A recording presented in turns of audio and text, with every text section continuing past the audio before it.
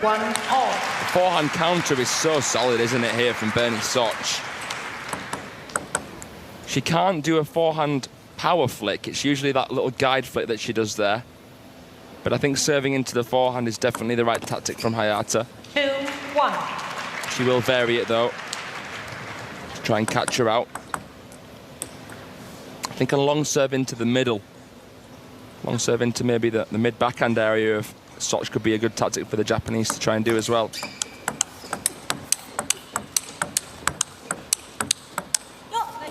Eventually there jams Soch up. The Romanian holding on well in the rally. Yeah. Relentless from Hayata, though. Pinning that place like a piñata.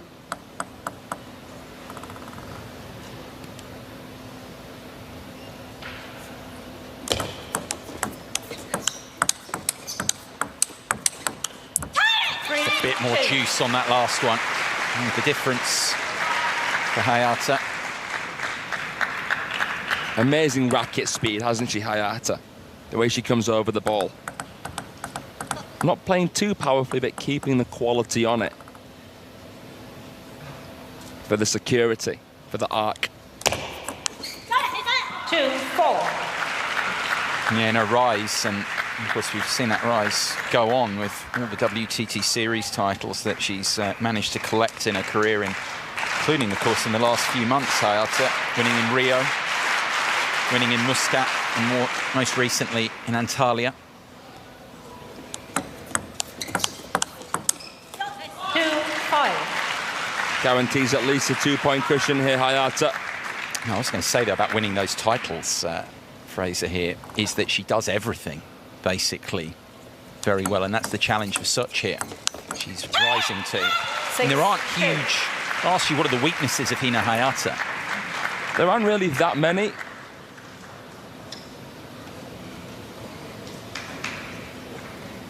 Her footwork during the shot is amazing, the way she transfers weight, and in between shot shows good initiative. Reads the game very well, as does Bernie. Not really much in it. Very different styles, though. 6-3. Floats that through as well. This is the interesting thing about the matchup here, because Hayata, of course, an elite competitor, but so is Bernie. Yeah. As we've seen in this first game and a half, she's got ways she can hurt the Japanese.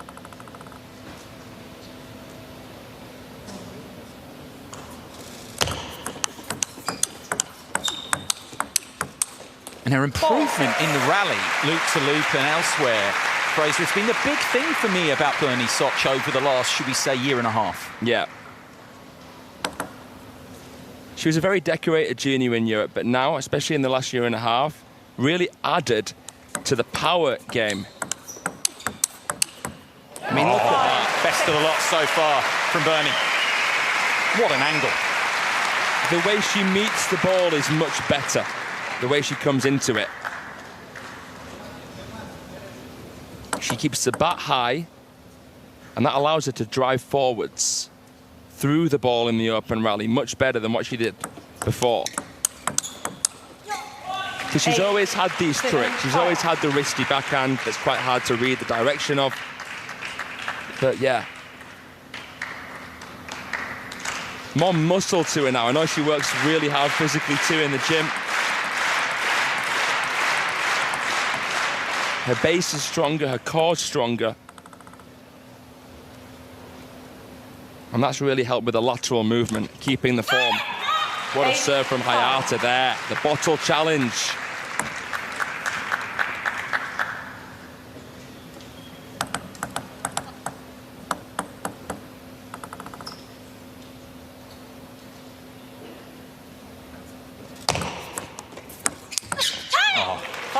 So smoothly around and over the table, Hayata to finish that one off. This is, for me, the obvious weakness of Bernie over Hayata. 5-9. The receive. Hayata's receive is much better than Bernie's serve. They're both very good. 5-9. But it's letting her down here, Bernie, in this game. 6-9. Shot making, shot tolerance, shot quality away from the table certainly isn't. This is making the point here.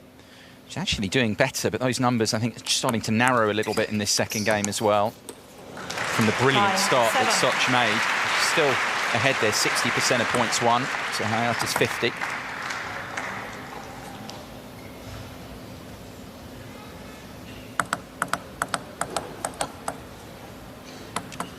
Serves here to try and level up for Hayata.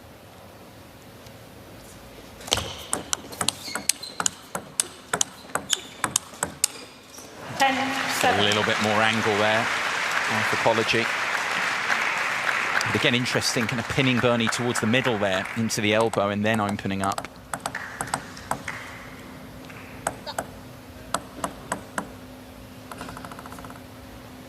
3 game points. And just the one needed, showing that champion's quality. For me, it's interesting here because obviously Villarreal Philemon had a chance to speak to Soch in between games, but perhaps missed a trick there at the end of the fourth.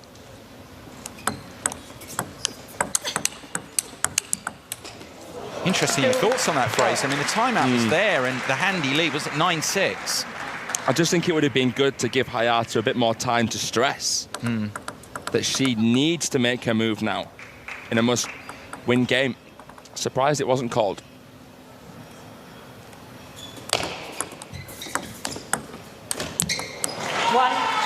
Yeah, because it was just the nature of it, the fact that she was well ahead and then Hayata was taking those points back and you just feel it building. And then you think, got to break that. Yeah. You could just sense a little bit of indecision and wariness in Soch's game. But obviously they must have discussed something beforehand. Bernie calls it, not the coach. It's down to her. 2-all.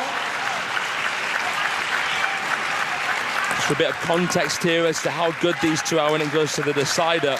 Hayata has a 61% success rate in the deciding game. Soch has a 55%. 6% lower than Hayata. 2-3. 6 of the last 8 before that point there. Yeah, and of course they both won deciding 5th games this week. Yeah. Something's got to give. 3-all. Soch memorably over Chen Meng, the Olympic champion, 12-10 in the 5th, and Hayata, of course, beating in their very first match, the round of 32, beating Shan Xiaona, the German. That was quite a struggle for her, and this has been as well against another European standout.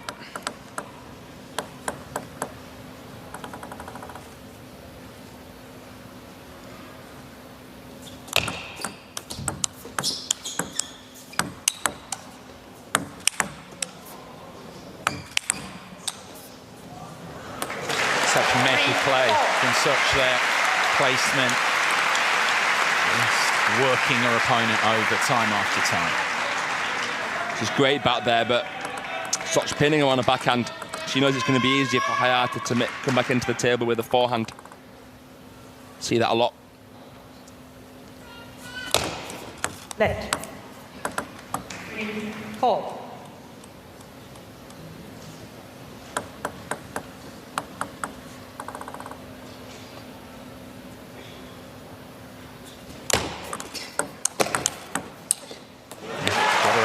It's so difficult to do, such is the quality of Hayata's footwork, her quickness, but she wasn't quick enough there. No, went right into the backhand, that serve. Soch was waiting there. No issue to read it and change direction, good angle, and then composure on the block. Too much of a movement for Hayata to make. 5-4. I'm not keeping her running total in this match. There have been quite a few nets and edges. This latest one going Hayata's way. It's inevitable, really, isn't it? Match at this level, and it's played on those margins. A little bit of fade. It's something you've been urging, actually, Hayata, to do more from her point of view, Fraser, there. See it in that finish. That was cold from Hayata. Look at that. Scorcher. A blur of blue.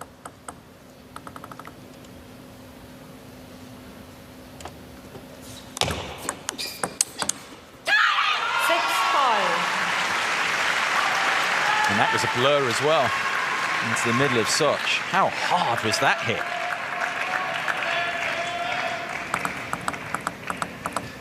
Simply too hot to handle.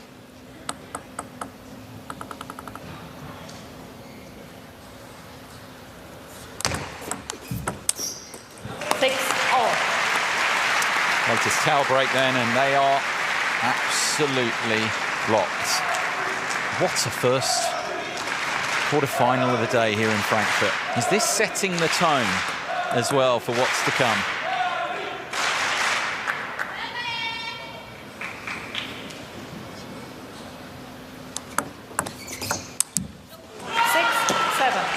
Not the best received there from Hayata.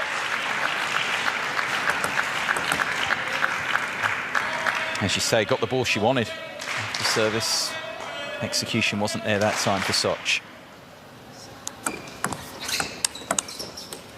7-4. This is going to the wire, isn't it? Fasten your seatbelts. Wasn't going to make the same mistake twice there, Bernie.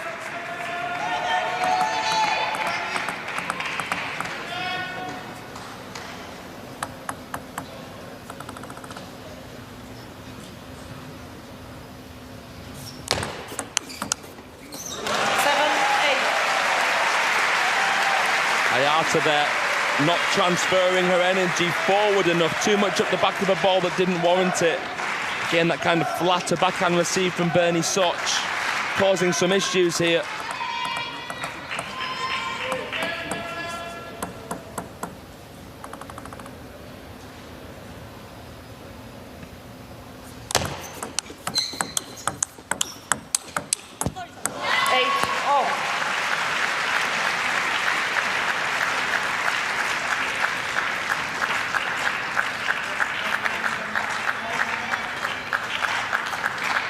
Set by something there, Soch. Tried, of course, that chop on the forehand. I think it was the fly hovering around the court.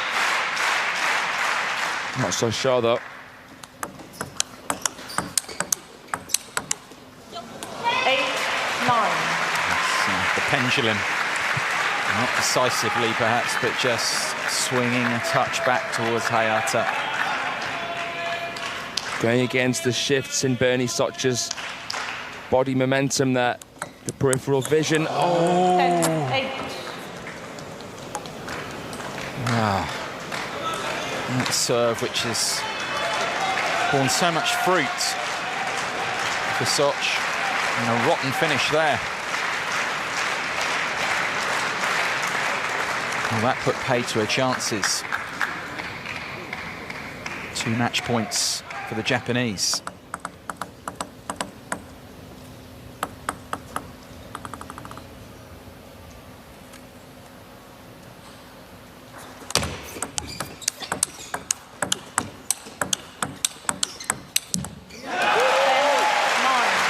Never going to end simply like that. It hasn't been that sort of match.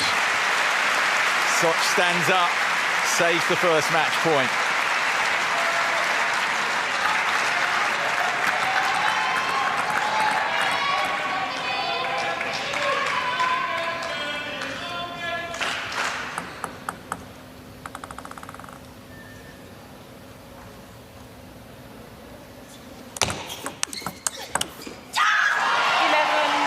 Hina Hayata is first into the final 4 here at this WTT Champions Frankfurt.